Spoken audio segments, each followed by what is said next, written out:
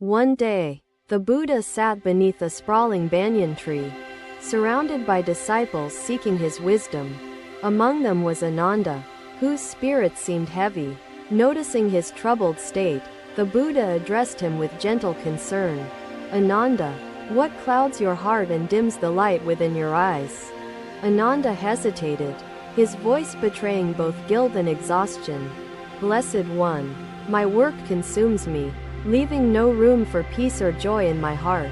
The Buddha listened intently, his gaze steady yet compassionate. "Do you feel as though you are lost in a desert?" "Yes, Blessed One," Ananda admitted. His shoulders weighed with invisible burdens. Each step seems heavier than the last. The Buddha spoke softly, his words woven with care. "Imagine a man carrying a clay pot filled with water across a desert. The sun burns overhead, and the man tightens his grip on the pot, fearing he might spill it. Eventually, his arms tire, his feet falter, and the pot grows heavier, almost unbearable to carry. In your lives," the Buddha explained, "the mud represents negativity, conflicts, and the ego-driven struggles of daily existence." He paused, allowing the words to settle in their hearts. "Indeed," the Buddha replied, "for the water remains, but the man is consumed by the heaviness of his grip. Let go, Ananda, not of your efforts, but of the excess weight you choose to carry in your heart." The Buddha then recounted a story for his disciples, each word resonating as deeply as the roots of the banyan tree. Once, there was a young farmer who struggled daily to bring water to his thirsty fields. He carried water in buckets across a long path, each step echoing with determination and strain.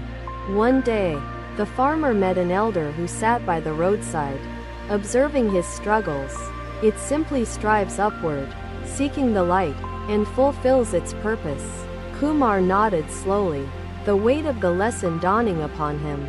"Likewise, your labor must be rooted in mindfulness, nourished by awareness, and carried forward by intention and connection to your spirit." Ananda's eyes watered as the Buddha continued, "Seek to weave not just for survival but for the expression of life, joy, and peace." As the Buddha concluded, the disciples fell silent, reflecting on the parable's meaning.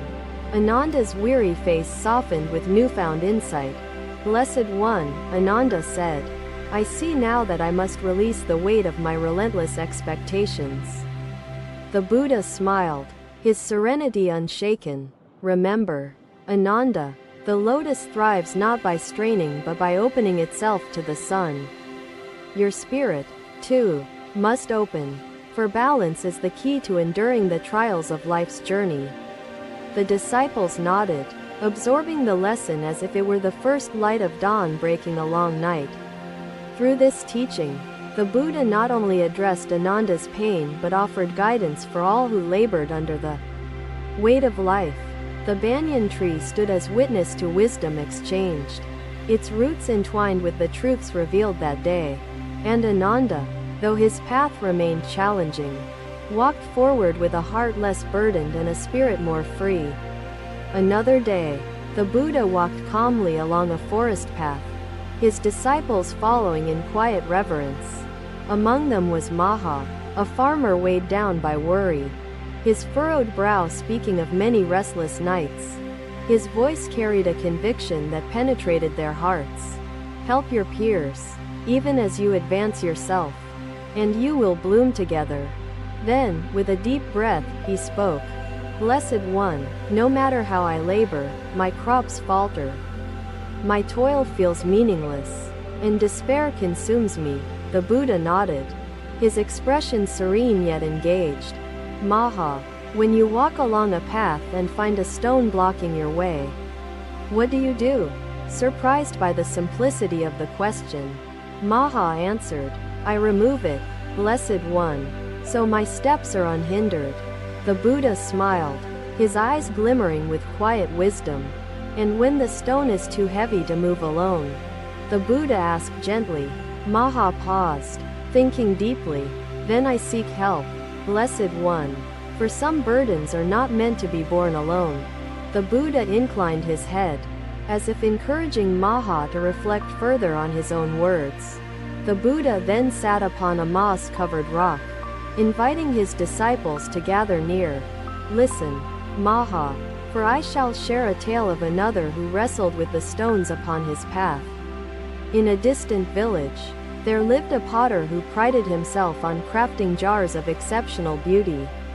Yet, no matter how diligently he worked, cracks appeared in his creations, and his frustration grew unbearable. The potter cursed the clay, his tools, and even the kiln that baked his wares. One day, an elderly traveler arrived, observing the potter's struggles from afar. The elder approached and asked, "Why do you curse the clay when it simply reflects your hands?" The potter replied, "I labor tirelessly, yet my efforts yield only imperfection. What am I to do?" The elder knelt beside the potter's wheel and said, "Perhaps the clay is not to blame. Perhaps it needs water." The potter paused, his mind opening to the elder's simple yet profound insight. He added water to the clay, kneaded it anew, and found the cracks began to vanish. His frustration, too, dissolved. The Buddha's voice was calm and steady, like a stream eroding the rough edges of a stone. Turning back to Maha, the Buddha asked, "What does the potter's tale teach you, Maha?" Maha bowed his head, absorbing the lesson. "Blessed One, it teaches me to seek understanding rather than blame and to adapt with patience." The Buddha placed a hand gently on Maha's shoulder. "Indeed, Maha, clarity arises not from frustration but from stillness and awareness. To till your fields, till first the soil of your heart." The disciples listened intently, the air thick with the weight of understanding. Maha's face, once marked by worry, began to soften. "But Blessed One," Maha asked, "how do I find peace when failure surrounds me like shadows in the dark?" The Buddha gestured to the trees around them, their branches swaying with the breeze. "Maha, do you see how the trees bend with the wind rather than resist it?" Maha nodded, his eyes following the gentle movement of the leaves. "Resistance breeds suffering," the Buddha continued. "Flow with life as the trees flow with the wind. Adapt, and your burden lightens." The Buddha then shared another parable, his words painting vivid images in the minds of his disciples. Once, a fisherman cast his net into the sea, seeking a bountiful catch.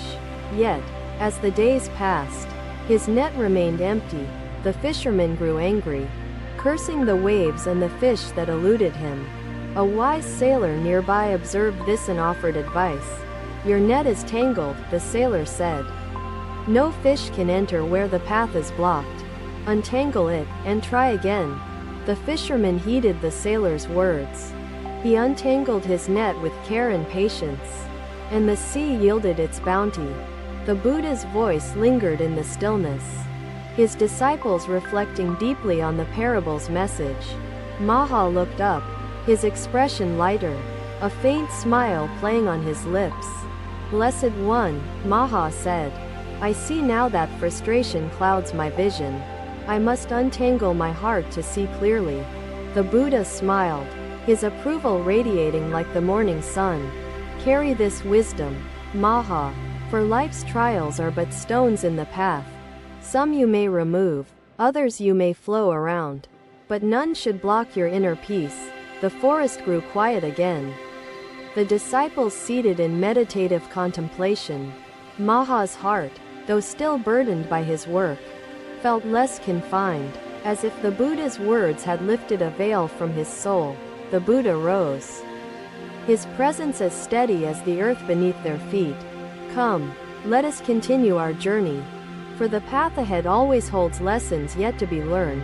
And so, the disciples followed, their steps lighter, their spirits brighter, carrying the Buddha's teachings like lanterns within their hearts. Another day, the Buddha sat by a still lake, its surface reflecting the clouds drifting peacefully above. His disciples gathered in a circle, each one seeking the light of his wisdom to guide their journey. Ananda and Maha, both transformed by previous lessons, sat closest, eager to learn more. The Buddha gazed at the lake, his expression calm yet contemplative. "What do you see in the water?" "My disciples?" he asked. Ananda replied, "I see the sky, the clouds, and myself reflected back." The Buddha nodded, his serene voice carrying a deeper meaning. "The lake reflects because it is still. So too must your heart become still to reflect truth," the Buddha said. Maha, who had been reflecting deeply since their last lesson, asked, "Blessed One, how do we sustain this stillness in the chaos of life?" The Buddha picked up a small stone and tossed it into the lake, watching the ripples spread outward. "Do you see these ripples, Maha? They disturb the stillness, yet they too fade in time." Maha observed the ripples until they disappeared, his mind beginning to grasp the metaphor. "The ripples are like your thoughts," the Buddha explained. "Let them come, let them go, and the stillness will return." Ananda, curious yet seeking clarity, asked, "Blessed One, what if the ripples grow larger and do not fade as quickly?" The Buddha smiled and turned his gaze to a flame burning gently beside them. "When you enter a dark cave, what do you carry to guide your way?" he asked. "A lamp or torch to illuminate the path," Ananda replied, understanding the importance of light. "Indeed," the Buddha affirmed, "the light does not fight the darkness. It simply shines, and the shadows retreat."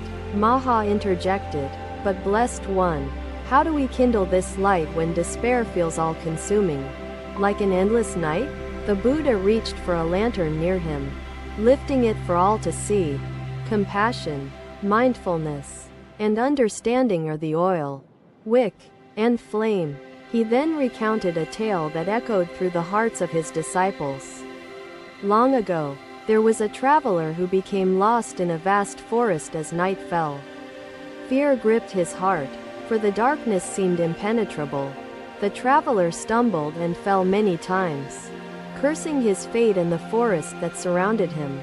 Finally, he remembered the small lamp tucked in his satchel, a gift he had almost forgotten. Lighting the lamp, he found his footing and the path began to reveal itself. Step by step, the Buddha set the lantern down, its flame steady and unwavering. The traveler was not rescued by his light, he was guided. So too must you guide yourselves. Ananda and Maha exchanged glances, their expressions a mixture of understanding and awe. "Blessed One," Maha said, "I see now that the light must come from within, not without." The Buddha's smile deepened, his approval evident. "Yes, Maha, for the source of light is already within you. You need only nurture it." The disciples sat in silence, the weight of the lesson settling into their hearts like seeds in fertile soil. Ananda, after a moment, spoke again. "Blessed One, how do we nurture this light when the world seeks to extinguish it with its trials?" The Buddha gestured to the fire beside them, its flames flickering yet persisting against the breeze. "Feed it with small acts of kindness, patience, and love. These are the logs that keep your fire burning." He continued, his voice like a gentle breeze through the forest. "Remember, even the smallest flame can grow to illuminate a vast space." Maha bowed his head, his spirit lighter than it had been in many moons. "Blessed One," he said, "your words have shown me the path forward, even when the way seems shrouded in darkness." The Buddha placed a hand on Maha's shoulder, a gesture of both reassurance and encouragement. "The journey is yours to walk, Maha, but you do not walk alone. Your light inspires others to find their own." The disciples absorbed this truth, their hearts glowing like embers reignited by a steady hand. The Buddha rose, the lake and forest standing witness to his teachings, their stillness echoing his wisdom. "Come, my friends, let us walk together, for the path is always before us, waiting to be revealed." And so, the disciples followed, their steps guided by the light they now carried within, burning brighter than ever before. Thank you for watching. Buddha's teachings are always with you. Subscribe to our channel and we will see you in the next video.